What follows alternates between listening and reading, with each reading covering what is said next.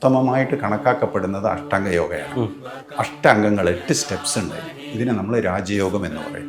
പതഞ്ജലി മഹർഷി ചിട്ടപ്പെടുത്തിയോണ്ട് അതിൻ്റെ പതഞ്ജലി യോഗ എന്നും പറയും. യമയിലും നിയമയിലും 5 സ്റ്റെപ്പ് പറഞ്ഞു. ഇതാണ് ശരിക്കുള്ള ഒറിജിനൽ 10 കമാൻഡ്മെന്റ്സ്. അഹിംസ, സത്യം, ആസ്തേയം, അപരിഗ്രാഹ്യം, ബ്രഹ്മചര്യം. ഇതാണ് യമ. ജനിച്ചു വീണൊരു കുട്ടി 1 മണിക്കൂർ കഴിഞ്ഞാൽ ആ കുട്ടി ഉറങ്ങുന്നു. Who taught the child to sleep? അതേമാതിരി നമ്മളോട് പറയണം, എന്നാൽ കിടക്കുക, ഒരു 10 മിനിറ്റ് കിടന്നിട്ട് ഉറങ്ങിയിട്ട് എണീറ്റ് പോവാ. നടക്കുമോ? നടക്കില്ല. It has to happen. Just like that meditation also has to happen. മിക്കവാറും ആൾക്കാർ മനസ്സുപയോഗിച്ച് മെഡിറ്റേഷനിലേക്ക് പോകാൻ ശ്രമിക്കുക. അതല്ല മാർഗം. പ്രാണായാമം കൊണ്ട് കിട്ടുന്നത് നമ്മളെ മെൻ്റൽ കൺട്രോളാണ്. എത്രമാത്രം കോംപ്ലിക്കേറ്റഡ് ആയിട്ട് ഒരു മെഷീനറിയാണെന്ന് അറിയാം ഹ്യൂമൻ ബോഡി എന്ന് പറയുന്നത്.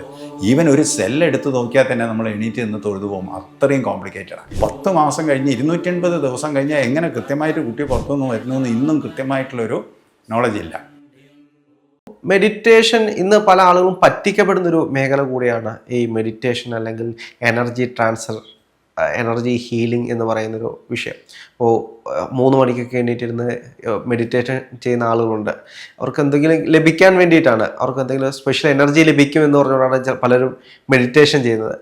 പക്ഷേ ചില എനർജി ഹീലർമാരുടെ അടുത്തേക്ക് പോകുമ്പോൾ ഇവർ മെഡിറ്റേറ്റ് ചെയ്യുന്ന സമയത്ത് അവർക്കൊരു എനർജി അല്ലെങ്കിൽ ഒരു തരിപ്പ് ശരീരത്തിൽ വരുന്നതായിട്ട് പറഞ്ഞു കേട്ടിട്ടുണ്ട്.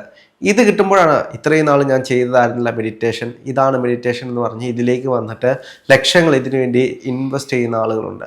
യഥാർത്ഥത്തിൽ അങ്ങനെ ഒരു ശരീരത്തിലൊരു പെരുപ്പുണ്ടാകുന്ന അല്ലെങ്കിൽ ഒരു എനർജി പോലെ ഉണ്ടാകുന്നത് അതൊരു എനർജി ട്രാൻസ്ഫർ തന്നെയാണോ, അല്ലെങ്കിൽ ഇത് പ്രാണായാമം കൊണ്ടുണ്ടാകുന്നതാണ്? സർ, ആദ്യം മെഡിറ്റേഷൻ എന്താണെന്ന് മനസ്സിലാക്കണം. മെഡിറ്റേഷൻ എന്ന് പറയുന്നത് അഷ്ടാംഗ യോഗ. ഇന്ന് ലോകം അംഗീകരിച്ച ഭാരതത്തിലെ ഏകദേശം ഒരു 40 വിവിധ തരത്തിലുള്ള യോഗ പദ്ധതികൾ നിലവിലുണ്ട്. അതിൽ ഇന്നിപ്പോൾ ലോകം അംഗീകരിച്ചതും ഏറ്റവും ഉത്തമമായിട്ട് കണക്കാക്കപ്പെടുന്നത് അഷ്ടാംഗ യോഗയാണ്. അഷ്ടാംഗങ്ങൾ 8 സ്റ്റെപ്സ് ഉണ്ട് അതിന്. ഇത് പതഞ്ജലി മഹർഷിയാണ് ഇത് ചിട്ടപ്പെടുത്തിയത്.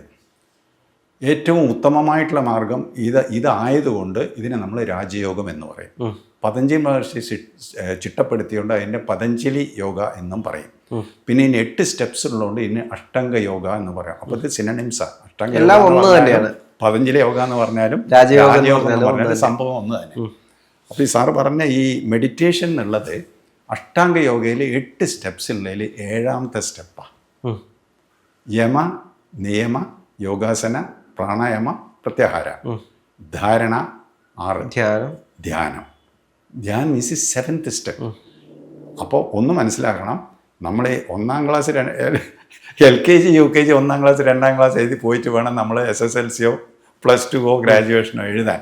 ഇതൊന്നുമില്ലാണ്ട് നേരെ തന്നെ പോയിട്ട് കുട്ടീനെ കൊണ്ടുപോയിട്ട് നമ്മൾ കോളേജിൽ ചേർത്ത് എന്താ ഉണ്ടാവുക? ഇതാണ് സർ പ്രശ്നം. ഈ 8 സ്റ്റെപ്പ് വെച്ചിരിക്കുന്നതിന് അതിന് വേണ്ടി ഇത് പാകപ്പെടുത്തണം. ഇല്ലാണ്ട് നടക്കൂല. ഇപ്പം നമ്മളിപ്പോൾ എന്തെങ്കിലും ഒന്ന് ചെയ്യാൻ പറ്റുന്നുണ്ട്. ഇപ്പം നമ്മൾ സപ്പോസ് ഈ റൂം ഡെക്കറേറ്റ് ചെയ്യാൻ തീർച്ചയായും നമ്മൾ ആദ്യം എന്താ ചെയ്യുക? ഈ റൂം ഒന്ന് വൃത്തിയാക്കും. അല്ലാണ്ട് ആദ്യം തന്നെ കൊണ്ടുപോയിട്ട് പൂമാലി ഇതൊന്നും എടുത്ത് കെട്ടുകയല്ലല്ലോ ചെയ്യുക. അല്ലെ, നമ്മൾ റൂം ഒന്ന് വൃത്തിയാക്കും. അതേമാതിരി നമ്മളെ ശരീരവും മനസ്സും വൃത്തിയാക്കണം. അതിൽ തന്നെ ഇപ്പോൾ യമയിൽ പറയുന്നുണ്ട് 5 സ്റ്റെപ്സ്. യമ നിയമ. യമയിലും നിയമയിലും 5 സ്റ്റെപ്പ് പറഞ്ഞു. ഇതാണ് ശരിക്കുള്ള ഒറിജിനൽ 10 കമാൻഡ്മെന്റ്സ്. ഈ 10 കമാൻഡ്മെന്റ്സ് എന്ന് പറയുന്നത് നമ്മൾ സ്വതവേ മനസ്സിലാക്കുക. നമ്മളെ ഒരു 2000 കൊല്ലത്തെ ചരിത്ര പറയുക. ശരിക്ക് ഈ 10 കമാൻഡ്മെന്റ്സ് 5000 കൊല്ലം മുമ്പ് തന്നെ എഴുതപ്പെട്ടിട്ടുണ്ട്. അഹിംസ, സത്യം, ആസ്തേയം, അപരിഗ്രാഹ്യം, ബ്രഹ്മചര്യം. ഇതാണ് യമ.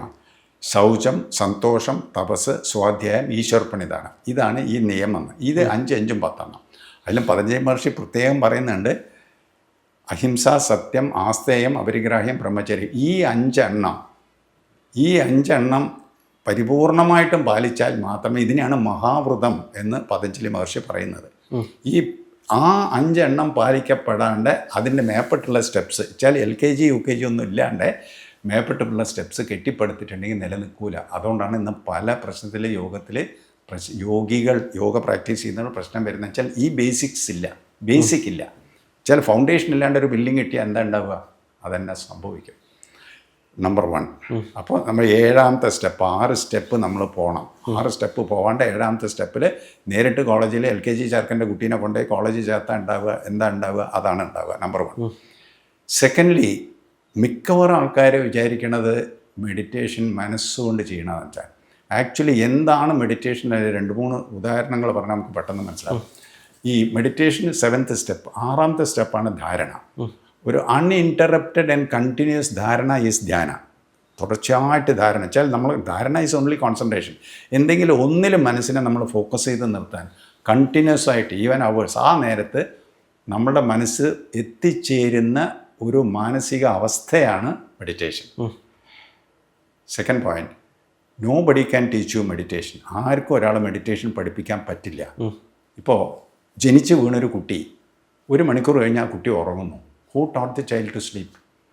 അതേമാതിരി നമ്മളോട് പറയണം, എന്നാൽ കിടക്കുക, ഒരു 10 മിനിറ്റ് കിടന്നിട്ട് ഉറങ്ങിയിട്ട് എണീറ്റ് വാ, നടക്കുമോ? നടക്കില്ല. It has to happen. Just like that meditation also has to happen. അത് സംഭവിക്കണം. അതിനുള്ള മാനസികാവസ്ഥ ഉണ്ടാക്കി തരാൻ മാത്രമേ നമുക്ക് പറ്റുള്ളൂ. മെഡിറ്റേഷൻ സംഭവിക്കേണ്ട സംഗതിയാണ്, അല്ലാണ്ട് പഠിപ്പിച്ചെടുത്തിട്ട് പ്രാക്ടീസ് ചെയ്യാൻ പറ്റിയൊരു സംഗതിയല്ല. ആ മെഡിറ്റേഷനിലേക്ക് എത്താൻ അധിക മെഡിറ്റേഷൻ ഫെയിലർ ആവാനുള്ള സംഗതി മിക്കവാറും ആൾക്കാർ മനസ്സുപയോഗിച്ച് മെഡിറ്റേഷനിലേക്ക് പോകാൻ ശ്രമിക്കുക. അതല്ല മാർഗം, പ്രാണായാമമാണ് മാർഗം. പ്രാണായാമം റെഗുലറായിട്ട് പ്രാക്ടീസ് ചെയ്യുന്ന സമയത്ത് നമ്മൾ ആ ധാരണ കിട്ടാൻ തുടങ്ങും. മനസ്സ് ഫോക്കസ്. ഞാൻ പറഞ്ഞില്ലേ, പ്രാണായാമം കൊണ്ട് കിട്ടുന്നത് നമ്മളെ മെൻ്റൽ കൺട്രോളാണ്. Extending the dimension of breathing. ആ ബ്രീത്തിങ് നോർമൽ ബ്രീത്തിങ് കൊണ്ട് നടക്കുന്നതിനെക്കാട്ടൊരു ഹയർ ലെവലിലേക്ക് നമ്മൾ എത്തുക. അങ്ങനെ നമ്മളൊരു സർട്ടൻ ലെവലിൽ എത്തുമ്പോൾ നമ്മൾ നല്ല ധാരണ, മെൻ്റൽ ഫോക്കസ് കിട്ടും. ആ മെൻ്റൽ ഫോക്കസ് കണ്ടിന്യൂസ് ആയിട്ട് നമുക്ക് നിലനിർത്താനുള്ളൊരു അവസ്ഥയിൽ എത്തിക്കഴിയുമ്പോൾ when you are lucky you will slip into a state of meditation. That is meditation. അല്ലാണ്ട് പഠിപ്പിച്ചെടുക്കാൻ പറ്റാത്ത സാധനമാണ്. ഇതാണ് എനിക്ക് മെഡിറ്റേഷനെ പറ്റി പറയാനുള്ളത്. ഇതിൽ അപ്പോൾ എനർജി ഹീലർമാരുടെ ഒരുപാട് നമ്മുടെ നാട്ടിൽ നിന്നുണ്ട്. ഇപ്പോൾ റേക്കി അല്ലെങ്കിൽ പ്രാണിക് ഹീലിംഗ്, ഇത്തരത്തിൽ ഒരുപാട് എനർജി ഹീലിംഗ് ചെയ്യുന്ന ആളുകളുണ്ട്. അപ്പോൾ ഇവരും യഥാർത്ഥത്തിൽ ചെയ്യുന്നത് യോഗ തന്നെയല്ല, അല്ലെങ്കിൽ ഇതിനകത്തൊരു സ്റ്റെപ്പ് മാത്രമല്ല? എനിക്ക് പലപ്പോഴും തോന്നിയിട്ടുണ്ട് ഇതെല്ലാം ഇതിനകത്ത് തന്നെ ഉള്ളതല്ലേ എന്ന്. സർ, ഈ പ്രാണിക് ഹീലിംഗ്, റേക്കി, ഇതെല്ലാം even to certain extent yoga also, ഇതെല്ലാം നമ്മളെ എനർജി ലെവലിനെ പിടിച്ചിട്ടാണ് ഇവരെല്ലാവരും പെർഫോമൻസ് നടക്കുന്നത്. എനർജി ബൂസ്റ്റിംഗ് ടെക്നിക്സ് എന്ന് വേണമെച്ചാൽ പറയാം. അത് ഈ എനർജി ഇപ്പോൾ നമ്മൾ ശ്വസിക്കുന്ന വായുവിലുണ്ട്, നമ്മളെ ഭക്ഷണത്തിലുണ്ട്, കോസ്മിക് എനർജി ഉണ്ട്. ഇതിനെ നമുക്ക് ഹാർനസ് ചെയ്യാൻ പറ്റണം. ഇപ്പോൾ എനിക്ക് നല്ല ബാങ്ക് ബാലൻസ് ഉണ്ടെങ്കിലല്ലേ എനിക്ക് അങ്ങേക്ക് എന്തെങ്കിലും പൈസ തരാൻ പറ്റുള്ളൂ. So I have to first harness energy. ആ എനർജി ഹാർനസ് ചെയ്യാൻ വേണ്ടിയിട്ട് നമ്മളിലേക്ക് ആവാഹിച്ചെടുക്കാൻ വേണ്ടിയിട്ടുള്ള ഒരുപാട് ടെക്നിക്സ് ഉണ്ട്. ഫസ്റ്റ് അത് ചെയ്യണം. നന്നായിട്ട് സാധന ചെയ്യുന്നവർക്ക് മാത്രമേ ഇതെല്ലാം നല്ല ഭംഗിയായിട്ട് ചെയ്യാൻ പറ്റൂ. ഇല്ലാത്തവരെന്താ വെച്ചാൽ പലതരത്തിലുള്ള വേഷം കെട്ട് എല്ലാറ്റിലും ഉണ്ടല്ലോ, എല്ലാ പ്രൊഫഷനിലും ഉണ്ടല്ലോ. അതേമാതിരി ഇതിലും ഉണ്ട്, അത്രേ നമുക്ക് പറയാൻ പറ്റുള്ളൂ. അപ്പോൾ ഇന്നവരിങ്ങനെ മോശമാണെന്നൊന്നും നമുക്ക് പറയാൻ പറ്റില്ല. ബട്ട് നടക്കുമെന്ന് ചോദിച്ചാൽ നടക്കും. ദെൻ ഇതിൽ ഈ പ്രാണിക് ഹീലിങ്ങിലായാലും റേക്കി ആയാലും ശരി, യോഗ, ഇതിലവർ ഞാൻ ആദ്യമേ ഒന്ന് സൂചിപ്പിച്ചു, പ്രാണ ഈസ് എൻ എനർജി. ഈ പ്രാണിക് എനർജി എന്താണെന്ന് ചോദിച്ചു കഴിഞ്ഞാൽ നമുക്ക് എളുപ്പം പറഞ്ഞു കൊടുക്കാൻ, മനസ്സിലാക്കി കൊടുക്കാനുള്ളൊരു മാർഗം എന്താണെന്ന് വെച്ചാൽ, ഇപ്പോൾ ഫോർ എക്സാമ്പിൾ, ഇപ്പോൾ ഫെർട്ടിലൈസേഷൻ, അച്ഛൻ്റെ കയ്യിൽ നിന്ന് ഒരു സ്പെർമറ്റോസോവയും അമ്മൻ്റെ കയ്യിൽ നിന്ന് ഒരു ഓവവും വന്നിട്ട് ഈ ഓവം ഈ സ്പെർമറ്റോസോവ വെച്ചിട്ട് ഫെർട്ടിലൈസ് ചെയ്യാണ്. ഈ 2 സെല്ല്, ഒരു സ്പെർമറ്റോസോവ ഒരു ഓവം, അത് രണ്ടും യോജിച്ചിട്ട് ഒരു സെല്ലാവുകയാണ്. അത് ഒരു സെല്ലായിട്ട് അവിടുന്ന് സൈഗോട്ട്, മോറുല, ഇങ്ങനെ പറഞ്ഞ സ്റ്റേജസ് വെച്ച് 1 2 ആവുന്നു, 2 4 ആവുന്നു, 4 8 ആവുന്നു, 8 16 ആവുന്നു. അങ്ങനെ നമ്മൾ ഒരു 280 ദിവസം കൊണ്ട് 10 ചന്ദ്രമാസം കൊണ്ട് ഒരു പ്രജ ഉണ്ടാവുന്നു. ഈ ഫെർട്ടിലൈസേഷൻ നടക്കാനുള്ള സാഹചര്യം ഒരുക്കി കൊടുത്തു എന്നല്ലാണ്ട് പിന്നെ ആ പ്രജ വളരുന്നതിന് നമ്മളൊരു കോൺട്രിബ്യൂഷനും ഇല്ല. But some energy is at work. എന്തോ ഒരു എനർജി അവിടെ വർക്ക് ചെയ്യുന്നുണ്ട്. എന്നിട്ട് ഈ അച്ഛൻ്റെയും അമ്മയുടെയും മുത്തശ്ശൻ്റെയും മുത്തശ്ശിയുടെയും എല്ലാം ഫിസിക്കൽ ആൻഡ് മെൻ്റൽ ക്യാരക്ടേഴ്സ് ഉള്ളൊരു പ്രജ ഉണ്ടാവുകയാണ്. എത്രമാത്രം കോംപ്ലിക്കേറ്റഡ് ആയിട്ടൊരു മെഷീനറിയാണെന്ന് അറിയാം ഹ്യൂമൻ ബോഡി എന്ന് പറയുന്നത്. ഈവൻ ഒരു സെല്ലെടുത്ത് നോക്കിയാൽ തന്നെ നമ്മൾ എണീറ്റ് നിന്ന് തൊഴുതു പോകും, അത്രയും കോംപ്ലിക്കേറ്റഡാണ്. അപ്പോൾ അത്രയും കോംപ്ലിക്കേറ്റഡ് ആയിട്ടൊരു ഓർഗനൈസിനെ 10 മാസം കൊണ്ട് ഉണ്ടാക്കുന്നു.